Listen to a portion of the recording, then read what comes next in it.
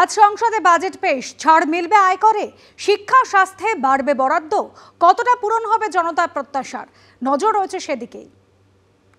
সাধারণ জনতার কথা ভেবে যেন বাজেটটা তৈরি করা, এর বাইরে তো আর আলাদা করে যারা ইকোনমিস্ট তারা বেটার বলতে পারবেন। আমি সাধারণ জনতা হিসেবে বলতে পারি হোপফুলি সকলের ভালো হবে এই বাজেট থেকে।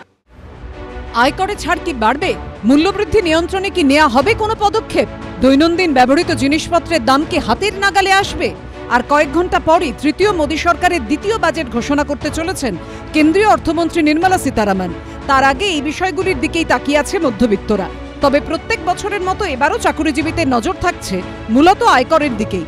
আয়করে ছাড় পেলে সাধারণ মানুষের হাতে টাকা থাকবে, ফলে বাড়বে কেনাকাটার প্রবণতাও। তাই বিভিন্ন সংস্থাও চাইছে আয়কর ঊর্ধ্বসীমা বাড়ানো হোক।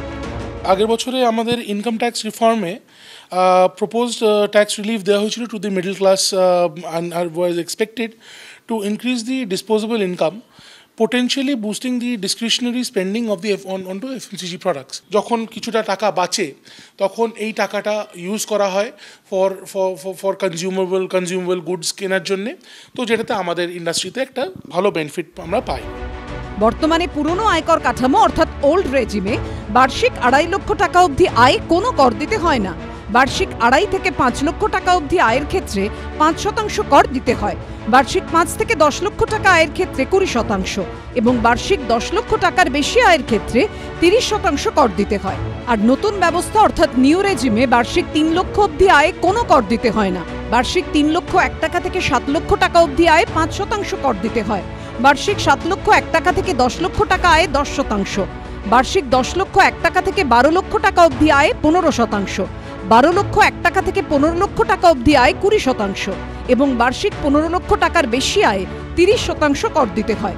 এই প্রেক্ষাপটেই অনেকে মনে করছেন যারা নিয়মিত কর দেন তাদের উপর আর বোঝা না চাপিয়ে যারা ক্ষমতা থাকা সত্ত্বেও কর ফাঁকি দেওয়ার উপায় খুঁজে বের করেন সেটাও ঠেকানো উচিত কেন্দ্রীয় সরকারের। They should think of how to expand the tax base. এখন কি হয় যে 1 কোটি লোক ট্যাক্স দেয়, বাকি কেউই ট্যাক্স দিচ্ছে না। 10 কোটি ফাইল করে ঠিক কথা, কিন্তু ট্যাক্স দেয় 1 কোটি লোক এবং পুরো বার্ডেনটা ওটার উপরে, ওই লোকগুলোর উপরে আসছে। মানে পাশে হয়তো একটা ভালো ব্যবসাদার, সে হয়তো গাড়ি চড়ে ভালো বাড়ি টাড়ি রয়েছে কিন্তু সে ট্যাক্স দিচ্ছে না। আর যে চাকরি করছে তার 1/10 কামাচ্ছে, সে হয়তো বিশাল একটা ট্যাক্স দিচ্ছে, just because he has no way of evading. শনিবারের বাজেট পেশের আগে শুক্রবার দেশের আর্থিক সমীক্ষা রিপোর্ট প্রকাশ করলেন কেন্দ্রীয় অর্থমন্ত্রী নির্মলা সীতারামন। বাজেট অধিবেশনের প্রথম দিনই দেশের গত অর্থবর্ষের খতিয়ান সামনে আনলেন তিনি।